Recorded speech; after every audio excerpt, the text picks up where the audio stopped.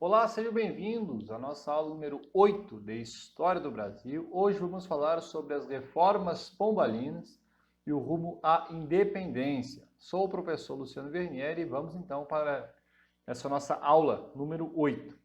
Então, na aula anterior, foi possível observar o quê? Aquela corrida do ouro, né? Assim como os conflitos nativistas, Guerra dos Emboabas, Revolta de Vila Rica, que nós vimos. Em relação aos direitos de exploração, né, e a criação das casas de fundição, né? Nós vimos que a primeira, a Guerra dos Emboabas, ela foi motivada por conta da descoberta do ouro entre paulistas e portugueses. E a Revolta de Vila Rica vai ser contra o quê? A criação das casas de fundição. Também foi perpassada as consequências do terceiro ciclo econômico brasileiro, como, por exemplo, a interiorização, a urbanização da região sudeste do Brasil, devido a esse deslocamento do centro econômico da colônia, que se situava lá no Nordeste, né? E além do vigor da exploração, também foi apresentada a crise na extração aurífera vem de ouro, né? Que levou a coroa portuguesa a intensificar a busca pela cobrança de impostos. E nesta aula, então, nós vamos ver, né, uma das consequências disso, que foram algumas revoltas. Em contrapartida, também veremos aí as reformas pombalinas, tá? E essas revoltas, elas vão culminar no processo de separação do Brasil de Portugal, ou seja, a independência do Brasil. Então, a crise colonial. Segundo o Gilberto Cotrim, que é um dos livros da bibliografia, ele traz a seguinte frase que é muito importante. Ele fala: o advento do capitalismo industrial foi a principal causa de natureza externa da desestruturação do sistema colonial brasileiro. Vamos traduzir. O que é o advento? Advento é aquilo que vem. Advento é isso, é aquilo que vem. Capitalismo industrial, principalmente inglês. Então começa-se a haver uma indústria muito forte, muito potente lá na Inglaterra, né, a grande potência da indústria inglesa, né? E os ingleses querem, né, esta abertura do comércio com o Brasil, por exemplo, né, sem ter o entreposto de ter comercializado com Portugal. Então, esse capitalismo industrial, esse grande volume de indústrias na Inglaterra, por exemplo, e a venda para o exterior, vai, então, motivar a independência política do Brasil. E nós vamos ver que grande parte do ouro brasileiro vai parar aonde? Vai parar na Inglaterra, tá? Por isso que é a principal causa de natureza externa. Então, muito cuidado. Causa de natureza externa. O que é externo? Está fora do Brasil. Tá? Porque além desse fator externo, aí nós vamos falar das crises internas, que vão colaborar para essa desestruturação do sistema colonial, né? E vai culminar naquele processo de independência do Brasil, tá? Então, causa de natureza externa, qual foi a principal? O advento do capitalismo industrial. E interna, nós vamos ver que vai ter as revoltas. Então, não confundam, né, a natureza externa e interna. Tranquilo? Antagonismo. O que é antagonismo? Ou seja, antagonismo é uma situação em que a coroa se viu com duas possibilidades, né? Por exemplo, ou desenvolver a colônia ou não desenvolvê-la. Então, o sistema colonial, né, com o passar do tempo, aquele pacto colonial que nós já falamos, foi gerando uma certa contradição entre a metrópole, que era no caso Portugal, e a sua colônia, né? Por quê? Porque não era mais possível explorar a colônia Brasil sem desenvolvê-la. Só que se Portugal começasse a desenvolver o Brasil, isso iria acarretar o quê? Que a colônia ia conseguir forças para buscar a sua emancipação política, ou seja, se separar da metrópole. Então, por isso que Portugal, por vezes, vai estimular o desenvolvimento do Brasil e, ora, vai desestimular esse desenvolvimento. Para o quê? Para evitar que a colônia, no caso o Brasil, se separasse, se tornasse um país independente. E a população colonial. Então, como nós vimos, a grande corrida do ouro, diferente do que foi o açúcar, né, trouxe em grande medida muitas pessoas para aquela região sudeste. Calcula-se que aproximadamente vivia no final do século XVIII 3,5 milhões de habitantes. Né? Lógico, em todo o território brasileiro, né? Não somente na região de Minas Gerais. Porém, com este grande aumento da extração do ouro, a corrida do ouro, as pessoas vão começar o quê? A passar mais necessidades e vão procurar formas, né, de sair deste problema, que era o problema da época, problema social. Né? As pessoas morriam de fome, não tinham alimentação, eram oprimidas pela coroa portuguesa. E vai surgir então um sentimento de luta. Não só disso, mas também, como veremos, também houve a questão intelectual. Vão surgir movimentos, né, ligados aí aos filósofos da Revolução Francesa, por exemplo. Né? E com esses filósofos, o que vai ocorrer? Vai ocorrer que o fato que a gente conhece, que é a emancipação política do Brasil. Né? Então, essa é a grande questão. É uma população grande, né? E essa população vivia onde? Praticamente na faixa litorânea, com exceção daquela região mineradora, tá? Que era onde vivia ali as pessoas da mineração, tá certo? Estimativa. Então, nós temos uma estimativa da população colonial, tá? Em 1798, nós tínhamos brancos cerca de 1 milhão, né, de habitantes, negros 1,6 milhões, e índios e mestiços 650 mil. Uma estimativa, lógico, isso não pode ser maior ou pode ser menor. São estimativas, tá certo? E entre os negros havia também uma pequena parcela de negros libertos. Né? Os índios e mestiços eram aqueles que estavam em contato com o colonizador. Como assim? Eram os índios que estavam, né, em contato com os portugueses. Então, a tribo indígena lá do interior do Amazonas, lá, que nunca viu, nem sabia que haviam descoberto o Brasil, né, os portugueses. Não, é somente aqueles negros e somente os índios mestiços que estavam em contato com o colonizador. A população colonial ela vai ocupar uma área de aproximadamente, né, 324 mil quilômetros quadrados. Né? Isso era a 20ª parte. Você pega 20%, 20ª parte, né? Na verdade, 20ª parte da extensão territorial definida pelo Tratado de Madrid, lá em 1750. Então, a população colonial vivia onde? Vivia na faixa litorânea. Somente se destacava mais no interior, né, era a região ali das Minas Gerais. As capitanias mais povoadas, né, até o final do século XVIII eram Pernambuco, Bahia, Rio de Janeiro, Pará, Maranhão, São Paulo e Minas Gerais. E a concentração nessas regiões foi devido ao que? Ao açúcar, ao ouro e aos diamantes. Tá?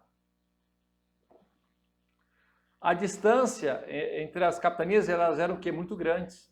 E os meios de transporte e as estradas eram o que? Precárias.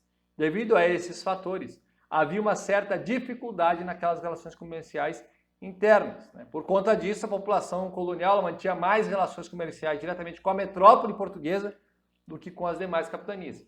As capitanias eram isoladas entre si, elas não tinham. Isso era, inclusive, um desejo da própria metrópole. Né? A metrópole não queria que houvesse essa interligação entre as estradas, entre as capitanias, para que não houvesse uma união para se separar de Portugal. Era uma ideia da coroa portuguesa de manter o país, né, ou seja, o Brasil como um todo, né, como sua colônia. Tá? Então, esse era o objetivo. Por isso que até mesmo não havia esse incentivo em criar estradas, em desenvolver uma logística, né, de modo que desenvolver o mercado interno colonial. A ideia era manter aquele pacto colonial em que os colonos, né, eles comprassem diretamente a metrópole, mas não fizessem um comércio entre as capitanias. Grupos sociais. Então, com base nas relações políticas, econômicas e sociais, é possível observar 3 grupos sociais básicos durante o período colonial. Então, nós vamos ter os colonizadores. Quem são? Os portugueses, principalmente aqueles que estão ligados diretamente ao rei, né? Os governadores gerais, a alta elite.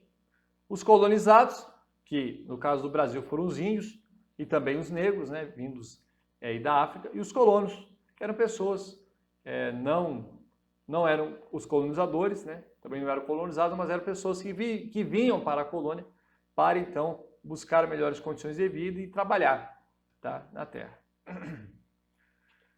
Os colonizadores, eles eram frequentemente chamados de reinóis, ou seja, nascidos no reino, no caso, Portugal. Os colonizadores representavam, então, o que eu falei, mais os interesses do governo português e dominavam o comércio com a metrópole portuguesa e defendiam a permanência da relação comercial. Então, eram eles que dominavam esse comércio, eram eles que não queriam o desenvolvimento do mercado interno, mas sim que os colonos continuassem comprando somente na metrópole, porque eram quem? Os colonizadores, os reinóis, que faziam parte desse comércio e mantinham-se no poder. E os colonizadores, né? Então o grupo dos colonizadores basicamente era composto por quem? Pelos comerciantes de produtos importados e do tráfico negreiro, governadores gerais e das capitanias, magistrados, como por exemplo juízes e desembargadores, militares de alta patente hierárquica, bispos e arcebispos da Igreja Católica. Tá? Então, assim, era a elite, né, da colônia, né, diretamente ligados aí a Portugal. E os colonizados? Os colonizados é o oposto dos colonizadores. Né? E eles representavam cerca de 80% da população colonial. E esse grupo, ele era mais oprimido socialmente. Era composto basicamente por quem? Por escravos africanos, indígenas, brancos, livres e pobres.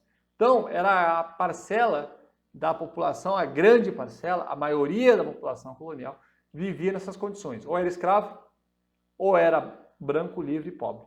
Tá? Esse grupo desempenhava os mais diversos trabalhos na colônia, né? Como na lavoura, nas minas, na pecuária, no artesanato e no comércio urbano. Já os colonos, então os colonos eram parte integrante dos grupos que dominavam a colônia, só que não estavam tão ligados assim a Portugal, por assim dizer. Aquele grupo mais, ou seja, era a favor da coroa quando lhes favorecia, por assim dizer. E esse grupo ele era constituído basicamente por quem? Por senhores de engenho e fazendeiros de algodão, tabaco, proprietários de minas de ouro e diamantes, proprietário de charqueadas e pecuaristas, traficantes de escravos, entre outros. Né? Ou seja, eles eram, digamos assim, parte, até mesmo descendentes dos colonizadores. Tá? Mas eles não representavam diretamente o poder do rei, por exemplo. Muitas vezes, né, olha só, por isso que eu falo da diferença. Muitas vezes, os colonos eles eram prejudicados pelas ações da coroa portuguesa. Algumas proibições da coroa portuguesa em relação aos colonos, por exemplo, em 1751, foi proibido aos colonos exercer o ofício de ourives, né, em Minas Gerais, para evitar o extravio de ouro. Ou seja, o ouro deveria ser manuseado por quem somente? Somente pelos colonizadores, por aqueles a quem a coroa indicasse, né, pela intendência das minas. Tá? E em 1766, essa medida ela foi expandida para Bahia, Pernambuco e Rio de Janeiro. Faltou até uma vírgula ali, Bahia, vírgula, Pernambuco, tá? Professor de português. Bahia, vírgula, Pernambuco e Rio de Janeiro. Essa medida visava o quê? Conter o contrabando, tá? O contrabando de ouro. Em 1785 foi proibida a manufatura têxtil, com exceção da fabricação, né, de tecidos grosseiros, destinados a vestimento dos escravos e confecção de sacos. Nós temos que lembrar, né, que a indústria manufatureira no Brasil ela era proibida por quê? Porque nós havia aquele tratado, por exemplo, de Methuen, entre Portugal e Inglaterra. Então, quem fornecia toda a parte industrial, entre elas a têxtil, era a Inglaterra. Então, não poderia haver uma manufatura, não poderia haver uma indústria no Brasil, até porque se houvesse uma indústria no Brasil, muito provavelmente, né, isso iria desenvolver a colônia e fazer com que o Brasil se emancipasse de Portugal. Essa medida também buscava o quê? Manter a mão de obra, né, apenas na agricultura exportadora e na extração mineral. Por que agricultura exportadora? Aquele mesmo tratado, panos e vinhos, né, o tratado de Methuen. Né, Portugal fornecia o vinho, né, o azeite lá, né, a produção para a Inglaterra. Então, assim, nós temos que manter Portugal e suas colônias para uma agricultura exportadora e para a extração mineral. Então, nós vamos perder tempo montando indústria. Um grande erro, né? Os tecidos e outras manufaturas precisavam ser importados por meio do comércio metropolitano. Então, como é que funcionava esse comércio metropolitano? Os ingleses queriam vender para o Brasil. Eles não podiam vender direto para o Brasil. Então eles vendiam para quem? Para Portugal, por um preço. Portugal pegava esse produto e revendia no Brasil por um preço maior ainda, né? E com o que era pago? Era pago esses tecidos, essas manufaturas, com o ouro brasileiro. Por isso que a gente fala que o ouro do Brasil vai alavancar aí, né, a indústria inglesa. O ouro do Brasil foi parar na Inglaterra. Não todo, né, lógico, mas só para a gente for ver. Então, como é que era o comércio colonial? Então, nós temos aí, né, a colônia, ela devia o quê? Fazer uma exportação para a metrópole, Portugal, porque a colônia só podia comercializar com Portugal. O Brasil só podia comercializar com Portugal, não podia comercializar com nenhum outro país, tá? Por conta do pacto colonial, aquele exclusivo metropolitano. Então a colônia, ela deveria o quê? Exportar para Portugal gêneros tropicais e matérias-primas. Tá? A metrópole fazia o que com esses gêneros? Ou reexportava, no caso dos gêneros tropicais, ou da parte do açúcar, por exemplo, e reexportava para quem? Para outros países na Europa, por exemplo, a Inglaterra. Então, por exemplo, vamos supor, vamos dar um exemplo aqui. O Brasil produziu açúcar. Portugal comprou açúcar do colono ali, né? Pegou aquela parte do açúcar, por um preço. E vai revender na Europa por um preço que botou um juro em cima. Em contrapartida, a metrópole vai comprar os produtos manufaturados, por exemplo, na Inglaterra, e vai revender para a colônia, por um preço também mais elevado. A coroa buscava esse meio de campo, era esse intermediário, né? Era um carrapato, na verdade, né? Porque não produzia nada, mas só ganhava juros, só queria os dividendos, né? Não queria aí o ônus, só queria o bônus. Indústria do ferro. Então, até o ano de 1795, né, estava proibida a instalação aí da indústria do ferro. Tá? Essa medida obrigava o quê? A importação de ferramentas e utensílios através do comércio metropolitano. Então, era proibido, né, essa instalação da indústria. Então, quando havia necessidade de compra de equipamentos, os colonos pediam para quem? Para os portugueses. Compravam na Europa, se eles também não fabricavam, compravam principalmente na Inglaterra e vinha para o Brasil, e revendia no Brasil esses produtos manufaturados. Pessoal, agora vamos falar das reformas pombalinas. Quem foi esse camarada? E é muito importante porque o próprio edital, ele traz lá, reformas pombalinas, então tem que saber, tá? Ele cita exatamente isso, as reformas pombalinas. Então, o que acontece? Durante o reinado de Dom José I, que vai de 1750 até 1777, o Dom José I era o rei de Portugal. E ele tinha um ministro chamado Sebastião José de Carvalho de Melo, né, que recebeu o título de Marquês de Pombal. Tanto o rei como o seu ministro são tidos como déspotas esclarecidos. É importante guardar essa frase, déspota esclarecido, porque pode vir na prova. Citando isso, você já associa a Dom José I e a Sebastião José de Carvalho de Melo, Marquês de Pombal. Né? Por que déspota esclarecido? Né? Devido que as suas atitudes distanciadas daquele regime absolutista. Eles estavam mais voltados ao iluminismo, porém sem deixar completamente o absolutismo. Então esse déspota esclarecido era meio que o seguinte, ele era um rei que ficava em cima do muro. Ou ele era absolutista, ou ele era iluminista. Enfim, ele ficou em cima do muro, né? Não se decidia, por assim dizer. Mas isso era um jogo político. O período pombalino ele vai coincidir com a queda da mineração no Brasil colônia. Então é muito importante. Pombal, então, procurou, através de reformas políticas, modernizar o reino português, em consequência também aí, a colônia Brasil. Os objetivos do ministro do rei eram o fortalecimento do Estado e garantir a autonomia administrativa para Portugal. Para fortalecer o Estado, né, Pombal procurou tentar diminuir a influência de quem? Da nobreza. Sabe que a nobreza, desde os tempos das grandes navegações, estava ali lado a lado com os reis, né? E também vai expulsar os jesuítas de Portugal e suas colônias, incluindo o Brasil, em 1759. Então, pessoal, quem foi o responsável pela expulsão dos jesuítas do Brasil foi o Marquês de Pombal, durante o reinado do José I. Então, atenção, atenção, isso é questão de prova.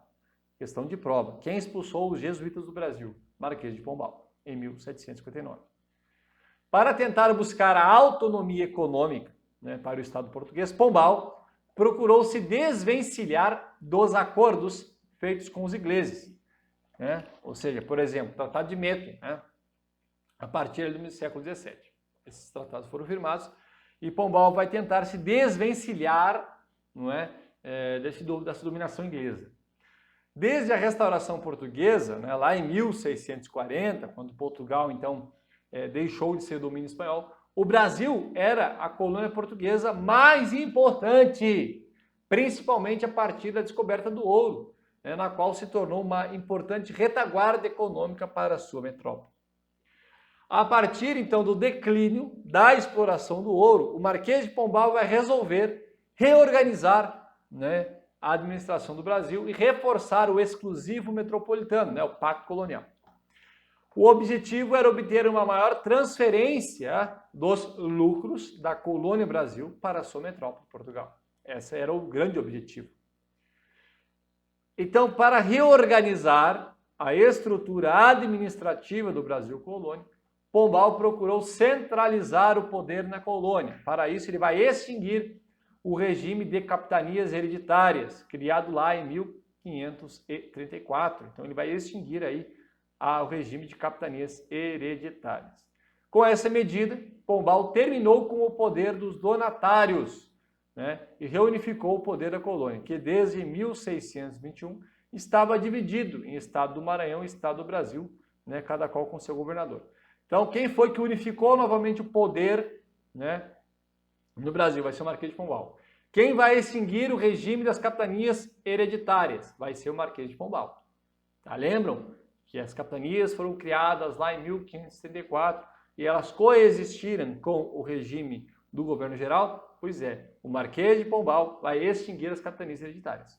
Então, vai expulsar os jesuítas do Brasil e vai extinguir o regime, né, das capitanias hereditárias e vai o quê? Unificar o poder na colônia novamente. Né? Lembrando que o Estado do Maranhão foi criado lá durante ainda a União Ibérica, né, durante o reinado do Filipe II. Então foi dividido o Brasil em Estado do Maranhão e Estado do Brasil. Uma medida aí de melhor ocupar e salvaguardar a posse. Porém, ele viu que isso não era bom e resolveu unificar novamente o poder na colônia. A unificação do poder na colônia. Então, o Estado do Maranhão ele era composto, né, por Maranhão, Pará e Ceará. E a capital era São Luís, era dividido. E o Estado do Brasil era composto com as demais capitanias, ao sul, e a capital era Salvador. Com a reunificação do poder no Brasil colônia, Pombal vai transferir a capital para o Rio de Janeiro, em 1763, por ser mais próxima da região mineradora. Então, quem foi que transferiu a capital do Brasil de Salvador para o Rio de Janeiro? Marquês de Pombal. Tá? Quem foi que unificou o poder na colônia, extinguindo lá o Estado do Maranhão dividido do Estado do Brasil? Vai ser o Marquês de Pombal. Então, são importantes esses detalhes, os feitos do Marquês de Pombal. É interessante fazer uma lista, né? Coloca lá, Marquês de Pombal, o que ele fez? Excluiu os jesuítas do Brasil, extinguiu as capitanias hereditárias, transferiu a capital para o Rio de Janeiro. Então, faça uma lista, né, dos principais feitos do Marquês de Pombal. Tá certo? Região mineradora. Então, com a mudança e centralização da capital do Brasil para o Rio de Janeiro, Pombal pretendia manter a cabeça administrativa próxima à mineração. Né? E, além da região mineradora, Pombal também se interessou pela economia açucareira, né, do Nordeste e pela extração das drogas do sertão, lá na região norte da colônia. Por isso, o Marquês de Pombal tomou medidas para controlar essas regiões. Ele vai unificar o poder e vai buscar controlar, né, esses ciclos. Né? O ciclo da cana, que estava já defasado, sendo substituído pelo do ouro, né? E também as drogas do sertão, que a gente viu que desde do início da colônia, né, quando os jesuítas começaram a adentrar a região amazônica, começaram a extrair, né, esses produtos aí da Amazônia. Em relação à região mineradora, o Marquês de Pombal vai converter a exploração diamantífera em monopólio real, através do regime da real extração. Então ele vai criar esse regime da real extração para então controlar e monopolizar por quem? Pelo governo, né? Ou seja, pela própria coroa, essa exploração diamantífera, de modo que, para evitar aí o extravio de diamantes, né? A perda né, o contrabando. Na extração do ouro, Pombal vai estabelecer um regime de taxação. Então, além daquilo que já vinha, né, a questão das casas de fundição, a cobrança do quinto real, ele vai combinar as casas de fundição e o sistema de fintas, com cotas de 100 arrobas, complementado pela derrama, ou seja, um aumento gigantesco da cobrança de impostos. Como eu falei, a coroa pensava que a escassez do ouro que estava se escasseando era por conta do contrabando, tá certo? Por conta do contrabando. Região Norte e Nordeste. Então, para atuar na região, na extração das drogas do sertão, né, foi criada a Companhia Geral do Comércio do Grão-Pará e Maranhão. Tomar uma água aqui que tá difícil. Companhia Geral do Comércio do Grão-Pará e Maranhão, lá em 1755. Então ele vai, para melhorar esta questão da extração das drogas do sertão, será criada essa Companhia Geral do Comércio do Grão-Pará e Maranhão em 1755. Então, foi criado durante esse ministério do Marquês de Pombal. E na produção açucareira, ele vai criar a Companhia Geral do Comércio de Pernambuco e Paraíba, em 1759. E ao final do século XVIII, a economia da colônia estava totalmente voltada para a máxima transferência de capital para a metrópole. Então, essa unificação feita pelo Marquês de Pombal visava o quê? Essa transferência maior de lucros da colônia para a sua metrópole, para Portugal. A saída de Pombal. Então, Dona Maria I, né, que ela era filha de Dom José I, Dom José morreu. Dona Maria I, conhecida como a Louca, ficou louca, né? Ela vai assumir o trono lusitano como sucessora de Dom José I. E com a ascensão de Maria I ao trono, Pombal vai abandonar o ministério depois de quase 27 anos à frente do governo despótico.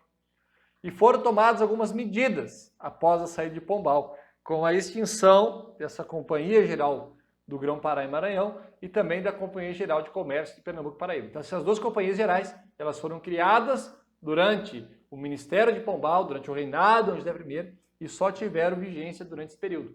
Quando Maria I ela assume o trono lusitano, essas duas companhias são extintas. Tá? Após a saída de Pombal, houve um movimento conhecido como viradeira. Né? Como assim viradeira? Que procurava reagir contra as ideias do Marquês de Pombal. O governo acabou com a perseguição aos inimigos do ministro, além de libertar presos políticos e autorizar, né, o retorno ao país, os exilados.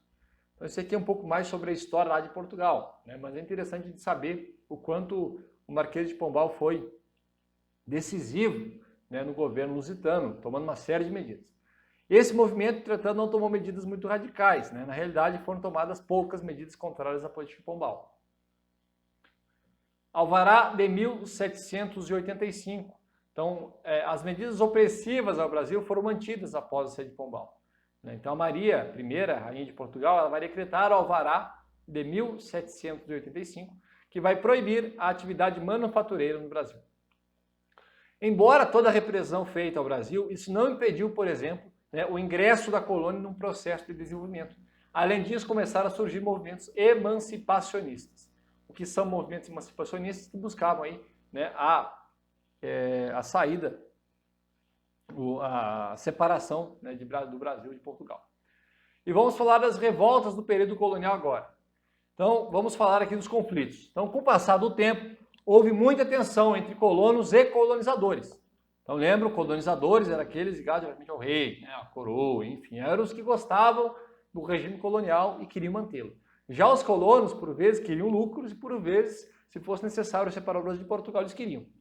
Durante o período colonial, teve diversas lutas entre parte da população, né, e os representantes da metrópole, com o objetivo de alterar a política colonial.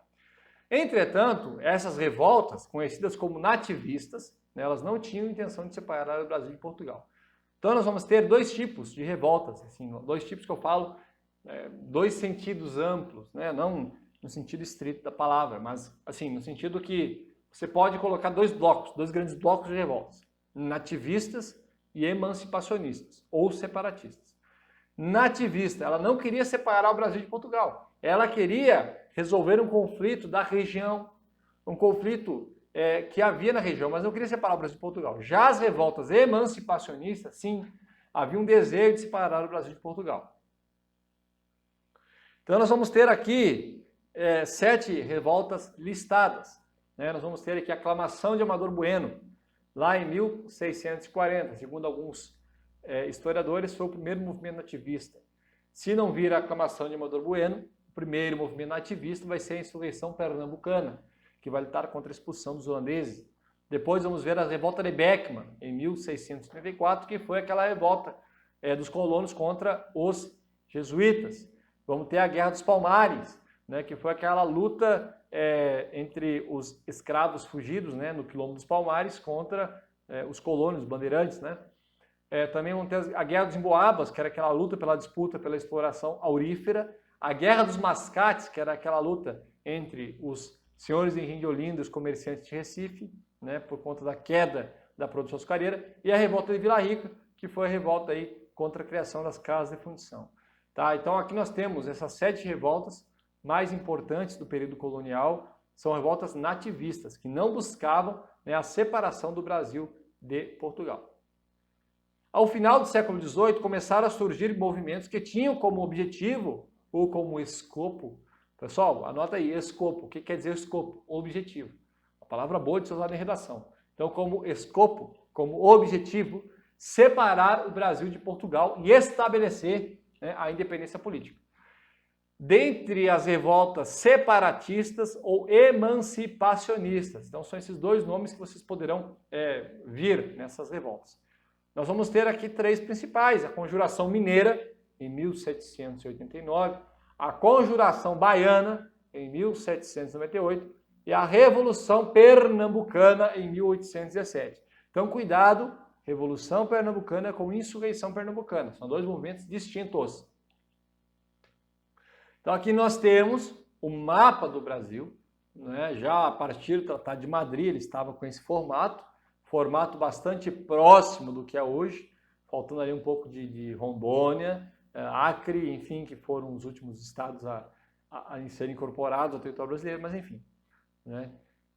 Então, o que acontece, pessoal? Nós temos a Revolta de Beckman, lá do Maranhão, temos Guerra dos Mascates, ali está em Pernambuco, Nós temos também a Guerra dos Palmares, Alagoas, tal estado de Alagoas, Conjuração Baiana, Bahia, Revolta de Vila Rica, Conjuração Mineira, lá em Minas Gerais, e a Guerra dos Boabas, também em Minas Gerais. Tá certo? As pessoas podem confundir Guerra dos Boabas a São Paulo, Não, Guerra dos Boabas foi aonde? Foi em Minas Gerais. Tá certo? Vamos seguindo. Esse mapa do Brasil, pessoal, não está atualizado, tá? Conforme aí o ano de 1650, tá? Não vai pensar que é essa divisão aí do Brasil, não. Tá? Não é, as linhas ainda não estão bem demarcadas. Faltam, o Mato Grosso do Sul, falta o Tocantins, o Amazonas, o Pará, então assim, não está dividido corretamente aí esse mapa, A Conjuração Mineira. Então vamos falar aqui da Conjuração Mineira, tá certo? Então a Conjuração Mineira, pessoal, ela foi um movimento que vai surgir aonde? Vai surgir em Minas Gerais. Grande parte dessa população mineira, ela vai viver numa situação de pobreza, mesmo com a exploração do ouro. Tá? E a situação de pobreza, ela vai se agravar a partir de meados do século XVIII, quando houve o declínio da exploração do ouro. Tá? Entretanto, o governo português continuou exigindo pesados impostos, afirmando que o declínio da exploração era devido ao contrabando. E a tensão na região mineradora ela vai aumentar quando? Quando o governador de Minas Gerais, que era o Visconde de Barbacena, vai anunciar que haveria uma nova cobrança forçada dos impostos atrasados. Isto é, a chamada derrama. Tá? Derrama. Então a elite mineira, isto é, os colonos, não os colonizadores, os colonos, começaram a planejar uma revolta contra as autoridades portuguesas e as cobranças da derrama, por exemplo. E esse movimento ficou conhecido como Conjuração ou Inconfidência Mineira. Então, Inconfidência Mineira ou Conjuração Mineira é a mesma revolta. A Conjuração Mineira ela foi um movimento separatista separatista ou emancipacionista, ocorrido aonde? Em Minas Gerais. E foi encabeçado por quem? Pela elite mineira. Portanto, não foi uma revolta popular. Então, quem encabeçou essa revolta foi a elite mineira. Foram os intelectuais de Minas Gerais que motivaram a Conjuração Mineira. Porque, por isso ele não foi um movimento, uma revolta popular, ou seja, não teve alcance popular, né? A elite intelectual do movimento compactuava com as ideias dos filósofos iluministas, como Voltaire, Diderot, Montesquieu, né, e Rousseau. Ideias que impulsionaram a independência dos Estados Unidos da América, lá em 1776. E, no mesmo ano da Conjuração Mineira, em 1789, vai ocorrer a Revolução Francesa. Tá? Principais líderes da Conjuração Mineira, nós vamos ter o Cláudio Manuel da Costa, que era minerador e poeta, Inácio de Alvarenga Peixoto, que era minerador e latifundiário, Tomás Antônio Gonzaga, que era poeta e jurista, né? O Toledo de Melo, que era padre e minerador, Abreu Vieira, que era coronel, e Oliveira Lopes, que era um coronel. A maioria dos líderes da Conjuração Mineira, né, faziam parte da elite econômica. Um dos poucos líderes que não faziam parte dessa elite era Joaquim José da Silva Xavier, né, o conhecido Tiradentes. Tem que saber o nome completo dele, tá? Muito importante. Patrono cívico da nação brasileira. Tiradentes Joaquim José da Silva Xavier. Além de outros ofícios, ele era dentista. Ele não fazia parte daquela elite econômica, ele não era rico, tá? Por assim dizer. Quais eram os objetivos da Conjuração Mineira? Um deles era separar o Brasil de Portugal, por isso uma revolta emancipacionista, criando uma república, né, com a capital em São João del Rei. Tá? Criar uma nova bandeira com um triângulo ao centro, contendo a frase em latim libertas que seram tamen, né, que quer dizer liberdade ainda que tardia. Né? A atual bandeira do Estado de Minas Gerais possui o triângulo e esta mesma frase. Você pega a bandeira atual de Minas Gerais, é um triângulo vermelho, com esta frase, libertas que seram tamen. Outros objetivos da Conjuração Mineira, nós vamos ter o desenvolvimento da indústria do Brasil, que era o avesso do que a coroa queria. A coroa não queria desenvolver indústrias. Nós vimos naquele alvará de 1785, da Maria Louca, né, que proibiu a indústria manufatureira no Brasil, e um dos objetivos da Conjuração Mineira era desenvolver a indústria, para desenvolver o Brasil. Criar uma universidade em Vila Rica, né, ali se preocupava, né, com a educação superior, porque eles eram estudiosos, queriam que houvesse universidades no Brasil.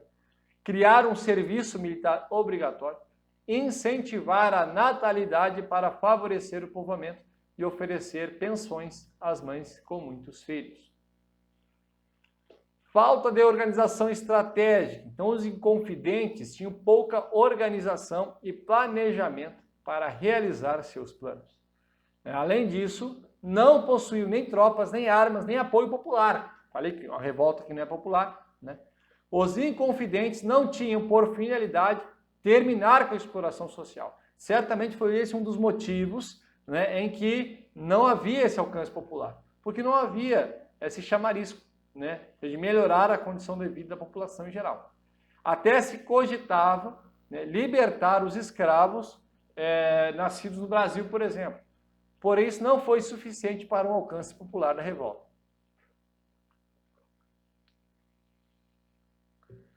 Só que é o seguinte, os inconfidentes, os seus planos, foram denunciados pelo coronel Joaquim Silvério dos Reis. Cuidado para não confundir com Joaquim José da Silva Xavier, tá? Então por isso que eu tenho que falar que tem que falar o nome completo do camarada lá. Porque o Joaquim Silvério dos Reis, que era um coronel, ele vai denunciar o plano dos inconfidentes. E vai denunciar a quem? Ao governador de Minas Gerais, que era o Visconde de Barbacena, tá? Em troca, Joaquim Silvério dos Reis vai receber do governo o perdão, né, da sua dívida junto à Fazenda Real. Ao saber dos planos dos inconfidentes, né, o governador de Minas Gerais, que era o Visconde de Barbacena, vai ordenar a suspensão da cobrança dos impostos atrasados, a chamada derrama. Lembrando que um dos motivos da eclosão dessa revolta foi a derrama, tá? A cobrança de impostos atrasados. A derrama é isso. Então, logo se preparou para e mandou prender os revoltosos. Tá? Os inconfidentes foram presos, julgados e condenados. A Inconfidência Mineira ela vai ocorrer em 1789. Porém, as condenações elas vão sair somente no dia 20 de abril de 1792, lá no Rio de Janeiro. 11 revoltosos foram condenados à morte, porém a rainha de Portugal, a Maria Louca, Dona Maria I, ela vai alterar a pena para prisão perpétua nas colônias portuguesas, na África. Somente a pena de morte foi mantida para Tiradentes. Lembrando que eu falei, né, que era um movimento de elite e a grande elite estava envolvida. Pessoas de dinheiro, pessoas ricas, exceto Tiradentes. Então Tiradentes foi o único que foi mantida a pena de morte. Joaquim José da Silva Xavier, de alcunha Tiradentes, né, o apelido dele, foi enforcado, esquartejado e teve as partes do seu corpo expostas em Vila Rica, em 21 de abril de 1792. Somente, né, a partir da proclamação da República, lá em 1889, 100 anos depois, né, que a Conjuração Mineira passou a ser considerada o primeiro movimento a lutar pela independência.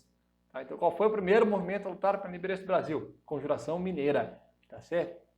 Após a proclamação da República, o dia 21 de abril, data da morte de Tiradentes, passou a ser feriado nacional. Tiradentes, a partir da República, tornou-se herói nacional. Em 1965, Tiradentes foi considerado pela Lei 4.897 de 1965. Não precisa saber o número da lei, tá, pessoal? Não vai cair na ESA. A lei que tornou Tiradentes patrono cívico da nação brasileira. Não precisa saber, tá? Mas é a informação que é válida. Então é uma lei, tem uma lei que diz, datada de 1965, que Tiradentes é considerado patrono cívico da nação brasileira. Agora vamos falar da Conjuração Baiana, também um movimento separatista. Então, em 1798, eclodiu um movimento popular na Bahia. Olha aí, popular. A baiana é popular, a mineira não é popular, a baiana é popular. E ela vai ocorrer aonde? Na Bahia, que ficou conhecida como Conjuração Baiana. E outro nomezinho que ela recebe, Revolta dos Alfaiates. Então, se vê na prova. Conjuração Baiana ou Revolta dos Alfaiates é a mesma revolta. Esse movimento separatista ou emancipacionista, como queiram, se diferenciou da Conjuração Mineira. Por quê? Porque os seus líderes e participantes do movimento eram brancos e negros pobres, eram pessoas pobres. Os ricos que participavam do movimento deixaram de apoiá-lo, né, quando viram o seu alcance popular. Os participantes, então, da Conjuração Baiana, basicamente eram soldados, negros libertos, pedreiros, sapateiros e alfaiates. Por isso, essa revolta ficou conhecida como Revolta dos Alfaiates. Temos aí na tela 4 líderes desse movimento, né? O Lucas Dantas, o Manuel Faustino, o Luiz Gonzaga e João de Deus. Então, quais eram os objetivos da Conjuração Baiana? Alguns são parecidos com o da Baiana, né? O da Mineira, na verdade. Por exemplo, separar o Brasil de Portugal, proclamar uma república democrática, abolir a escravidão, isso aqui os mineiros não queriam, tá? Não havia um objetivo, no caso da Conjuração Mineira, abolir a escravidão. Já na Baiana, sim, eles queriam abolir a escravidão. Aumentar a remuneração dos soldados, abrir os portos a todas as nações, né? Ou seja, para que todos os outros países pudessem comercializar diretamente com o Brasil e não precisassem comercializar com Portugal. E melhores condições de vida para a população. Tá? Os revoltosos baianos foram inspirados pelas ideias iluministas de igualdade, fraternidade e liberdade da Revolução Francesa. E as mesmas ideias que haviam impulsionado nessa Revolução Francesa em 1789. Tá? Os revoltosos, para chamar a atenção da população, distribuíam panfletos, né, nas igrejas e nas ruas com frases que diziam, por exemplo, está para chegar o tempo feliz da nossa liberdade, o tempo em que todos seremos irmãos, falei irmãos, né? Então liberdade, fraternidade, irmãos, o tempo que todos seremos iguais. Liberdade, fraternidade e igualdade. Os panfletos eram colados nos muros, nos postes e entregues às pessoas de sempre. Por esse motivo, né, a revolta conseguiu um alcance popular. As pessoas queriam sair daquela opressão colonial e viram que alguém estava se movimentando para isso. E com frases tipo, vai chegar o tempo da nossa liberdade, o tempo que seremos irmãos, o tempo que seremos iguais. Então as pessoas começaram a se motivar com as ideias da revolta. O soldado Luiz Gonzaga das Virgens Veiga, ele foi apontado como autor, o suposto autor dos panfletos. O governo da Bahia era Fernando José de Portugal e Castro. Ele procurou saber quem era o autor dos cartazes e panfletos, né? Muitas pessoas denunciaram os planos do movimento, principalmente pessoas que queriam muitas vezes ter mesmo perdão de dívida, por exemplo, como aconteceu na Mineira. Mais de 30 pessoas foram presas e processadas. A severidade da pena recaiu sobre os revoltosos mais pobres. Isso era normal de acontecer. Em novembro de 1799, 4 líderes mulatos foram enforcados e esquartejados. João de Deus Nascimento, que era alfaiate, Manuel Faustino dos Santos, que era alfaiate também, aquele que faz calças, né, roupas, enfim. Luiz Gonzaga das Virgens Veiga, que era soldado, e Lucas Dantas, que era soldado. Então esses foram aí assim, os principais líderes do movimento da Conjuração Baiana, né? Portanto, os dois livros trazem esses nomes, é importante a gente saber alguns nomes. Os condenados da Conjuração Baiana foram condenados e executados na Praça da Piedade, em Salvador, na Bahia. Então, qual foi o local, o nome do local onde foram enforcados e condenados? Condenados e enforcados, né? Enforcado e condenado. Não, condenado e enforcado. Os líderes da Conjuração Baiana foi na Praça da Piedade, em Salvador, lá na Bahia. Vamos encerrando a nossa aula de hoje, então. Então, nessa aula, foi possível observar a queda da extração do ouro, né? Nós já falamos sobre isso, né?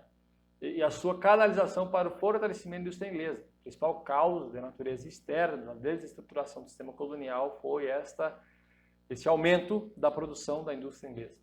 Também foi apresentada a população colonial, nós vimos os colonizadores, aqueles mais ligados à coroa. Os colonos, uma classe, digamos assim, média até alta, mas que não estavam ligados diretamente à coroa e muitas vezes se opunham à coroa, né? E os colonizados, que eram, por assim dizer, aí os escravos de pessoas pobres, que viviam muitas vezes de favores ou que precisavam trabalhar como escravos para sobreviver. Além disso, também falamos das reformas pombalinas. Então nós temos que lembrar da reforma pombalina, o que é? A extinção das capitanias hereditárias, a expulsão dos jesuítas do Brasil, a criação de 2 companhias gerais de comércio, né? A transferência da capital de Salvador para o Rio de Janeiro. Então tem que saber esses pontos chaves aí quanto às reformas pombalinas, né? E foram questões que impactaram e estimularam a luta pela independência brasileira, né? Também como revoltas, por exemplo, a Congelação Mineira, foi um movimento que não foi popular, né? Na Bahia o movimento popular, que era a Conjuração Baiana, né? E ambos, tanto a mineira quanto a baiana, foram impulsionadas, né, por ideais iluministas. Então, se for falar sobre inspirações, a independência dos Estados Unidos ela vai ocorrer em 1776. Então, pode-se dizer que a Conjuração Mineira teve grandes aspectos desta independência. E já a baiana vai ser por conta da Revolução Francesa, que ocorreu em 1789. Mas tudo isso está atrelado às ideias iluministas, né, de igualdade e fraternidade. Igualdade e fraternidade. E, rapaz, esqueci o outro agora. Fugiu aqui. Mas, enfim, vocês entenderam, né? Na próxima aula será a igualdade, fraternidade e... Meu Deus do céu, esqueci, rapaz. Esqueci. Igualdade, fraternidade... Tá, enfim. Volta os slides e vocês olham depois. Agora me fugiu aqui, me deu um branco. Não vou cortar, não. Na próxima aula será apresentada a chegada, né, da família real no Brasil, né, pela primeira vez na história da humanidade. A família real portuguesa veio para o Brasil. Então o Brasil teve um rei europeu, Dom João VI, né, que veio para o Brasil aí em 1808. E as suas consequências, né, que teve como fato a independência política do Brasil. Então, a vinda da família real para o Brasil ela vai motivar ainda mais esse processo emancipacionista. Mas isso aí é um assunto da próxima aula. Tá certo, pessoal? Hoje falamos sobre as reformas pombalinas e o rumo à independência. Tá certo? Então, não se esqueçam de baixar os slides, fazer os exercícios que estão aí nos slides também para reforçar o conteúdo. Qualquer dúvida, estou à disposição de vocês. Podem perguntar, me questionar sem problema nenhum. A gente faz um outro vídeo, eu mando áudio, explica de algum jeito ou de outro, eu vou explicar, vou ajudar vocês. Tá certo? Bons estudos, Deus abençoe e até a próxima. Valeu!